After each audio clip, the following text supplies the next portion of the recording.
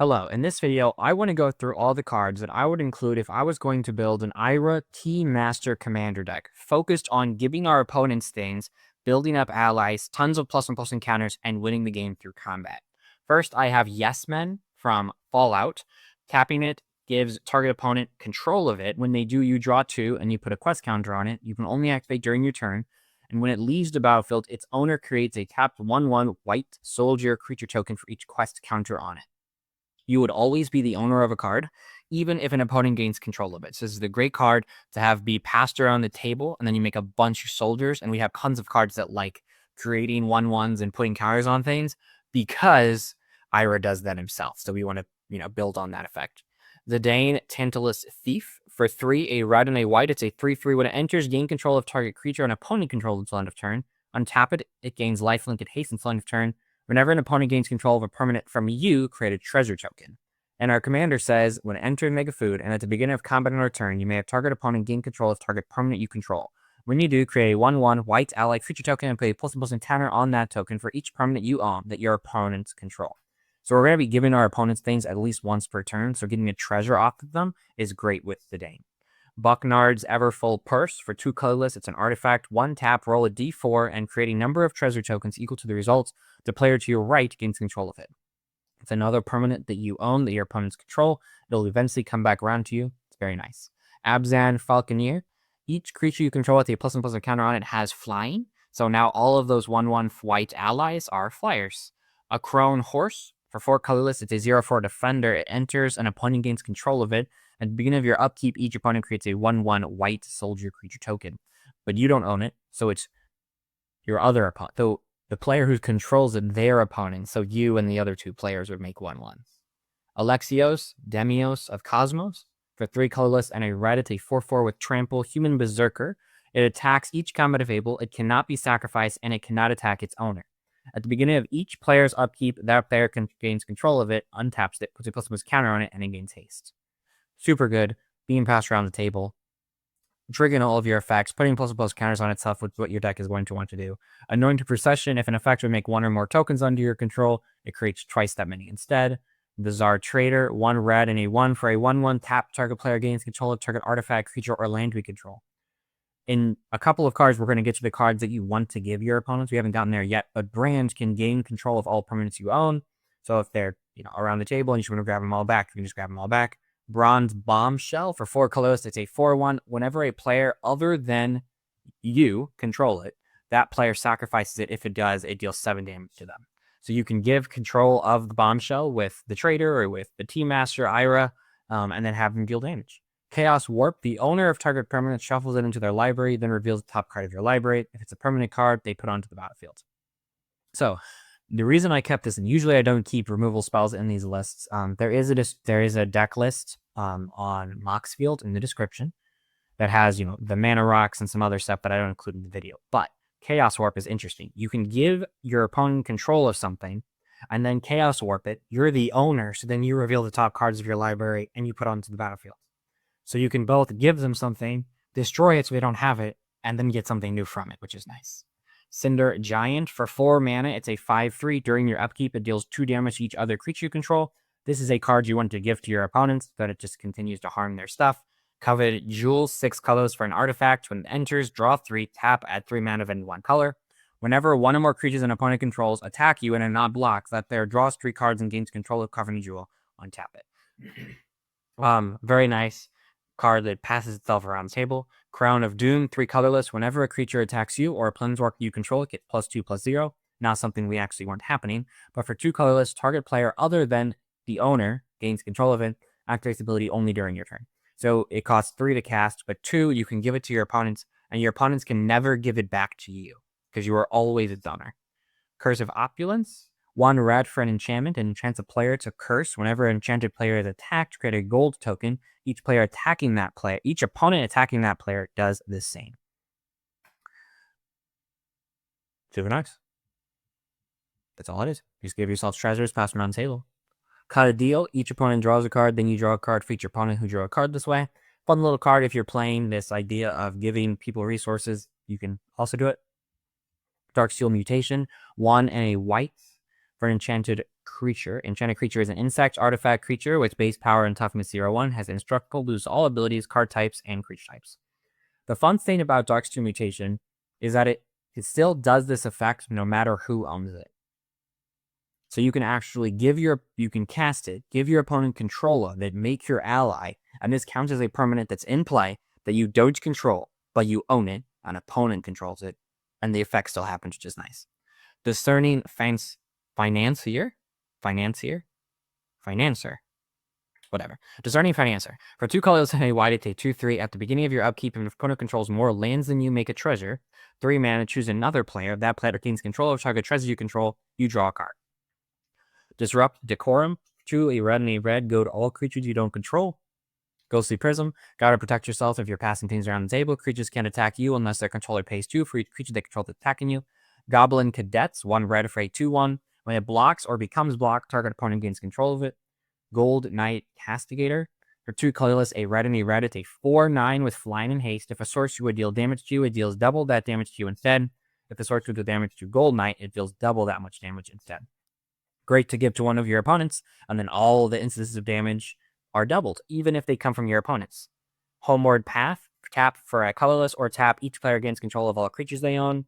Can, reset the board if you needed to. Grid Monitor. Great card to give your opponents 4 colorless for a 4/6. You can't play creature spells. So their commanders are stuck in the command zone. Harmless Offering. 3 mana. Target opponent gains control of target permanent you control. Super cool. Hythlian Rope. For 2 colors, it's an artifact. It can't be sacrificed. For 1 tap, search your library for a basic land card. Comes to battlefield tapped. Then the player to your right gains control of it. 2 tap, draw. The player to your right gains control of it. So this passes itself around the table, and again, it counts as a permanent you own but don't control. Humble Defector. Tap, draw 2 cards. Target opponent gains control of it. Activate only during your turn. Intangible Virtue. Creature tokens you control get +1/+1 to have vigilance, and none of your allies have vigilance. Jasmine Dragon Tea Shop. Tap, add a colorless. Tap, add 1 mana of any color. Spend this mana only to cast an ally spell or activate the ability of an ally source. 5 tap, make a 1/1 ally. A lot of our commanders and ally being able to make more tokens is nice, because you can create those tokens and just feed them to your opponents. Jinxed Idol. For 2 colors is an artifact. At the beginning of your upkeep, Jinxed Idol deals 2 damage to you. Sacrifice a creature. Target opponent gains control of Jinxed Idol. Jinxed Rain is 2 colors for an artifact. Whenever any card is put into your graveyard from play, it deals 1 damage to you. Sacrifice a creature. Target opponent gains control of it. So you can pass it around. Cabruna Evangel. 2 colors for a white for a 2/3. When it or another ally enters, choose a color. Allies you control gain protection from the chosen color of turn. And the protection follows the death rule. So it cannot be damaged by, destroyed by, enchanted by, equipped by, blocked by, or targeted by creatures of that color, or stuff of that color. The important part here is that at the beginning of each combat on your turn, you can give your opponent something and make a 1/1 ally, and give your allies protection from that color. So all of your other allies you have made on previous turns will not be able to be blocked by that color. So if you're playing against a mono green opponent, you can choose green, and every single combat, you're going to have something enter. Kazul Warlord. For 4 and a red. When it or another ally enters under your control, you may put a +1/+1 counter on each ally creature you control. Super nice. Karn the Betrayal. For 4 colorless. For 3 colorless and a red. 4 mana total. Say 5/1. Attacks and blocks each combat. When you lose control of it, you draw 2. If damage be dealt to it, prevent that damage, and an opponent of your choice gains control of it. So just losing control of it with your commander means you draw 2, and it keeps being passed around the table and attacks a ton. Loran of the Third Path. It enters, destroys something, and you can just tap you and target opponent each draw a card. And then if you play the table right, you can give this to one of your opponents with the Iroh Tea Master, and they can always choose you to draw the card. Nahali Sun's Vanguard. For 2 colorless, a red and a white. It's a 3/3. Attacking tokens you control have double strike. Whenever 1 or more tokens you control attack a player, exile a top card of your library. During any turn you attacked with a token, you may play that card. Your allies are already, I think, going to be 3/3s, 4/4s, 5/5s pretty quickly. So giving them double strike is very nice. And then being able to play the top card of your library is cool too. 9 lives, white 1 for a hexproof enchantment. If a source would deal damage to you, prevent that damage and put an incarnation counter on it. When there are 9 or more incarnation counters on, exile it. And when it leaves the battlefield, you lose the game. Give this to your opponents and watch them slowly lose the game. Undo Cleric. 1 white and a 1 for a 1/1. When it or another ally enters under your control, you may gain life equals the number of allies you control. You're going to be playing this deck in a very combat-heavy way, and your opponents are going to be attacking you. This is not going to be a high enough power level deck where they're really going to be winning with combos, so gaining life will slow them down enough from killing you to help you win. Pendant of Prosperity for 3 colorless with an artifact. When it enters under your control, it enters under the control of an opponent of your choice. 2-tap, draw a card, then you may put a land card from your hand onto the battlefield. Its owner draws a card, then that player may put a land card from the hand to the battlefield. So it enters under your opponent's control in the first place, and then you both get benefits over the course of the game. Pumpkin Bombs, 1 red and 1. It's an artifact. Tap, discard 2 cards, then draw 3 cards. Put a fuse counter on this artifact. It deals damage equals the number of fuse counters on a target opponent. They gain control of it. So you can cycle your hand and deal a bunch of damage and just slowly keep passing things around the table. Pyromancer's Swath for 2 red. It's an enchantment. If an instant or a sorcery source you control would deal damage to a creature or player, it deals that much damage plus 2 to that creature or player instead. But the part I like is at the beginning of each end step, discard your hand. Give it to your opponents and watch them lose their hands. Super nice. Rust Elemental, 4 colorless, right? 4/4 flyer. At the beginning of your upkeep, sacrifice an artifact other than Rust Elemental. If you cannot tap it, you lose 4 life. So slowly make your opponent losing all their stuff is nice. Secret Rendezvous. White, 1, sorcery, you and target opponent each draw 3 cards. This is the way you want to play the game. These cards are fun. Steel Golem, 3 colorless for a 3/4. You can't play creature spells. Great card to give to your opponents. Stiltskin, Moogle, Merchant. First try. 1 white for a 1/2 lifelink from Final Fantasy. Tap, pay 2. Target opponent gains control of another permanent you control. If they do, you draw a card. Take the bait, 4 mana. Cast a spell only during opponent's turn, only during combat. Prevent all combat damage to be dealt to you and planeswalkers you control this turn. Untap all attacking creatures and gold them. After this phase, there's additional combat phase. Super nice. So they're no longer attacking you and they have to attack someone else. Super nice card. Tempt with Bunnies, 2 colorless and a white. Tempting offer. Draw a card and create a 1/1 rabbit. That each opponent may draw a card and create a 1/1 rabbit. For each opponent who does, you draw a card and create a 1/1 rabbit. So they would still control these and own these 1/1s, but still a fun way if you want to build the deck that way. Transcendence, 3 white. You don't lose the game for having 0 or less life. When you have 20 or more life, you lose the game.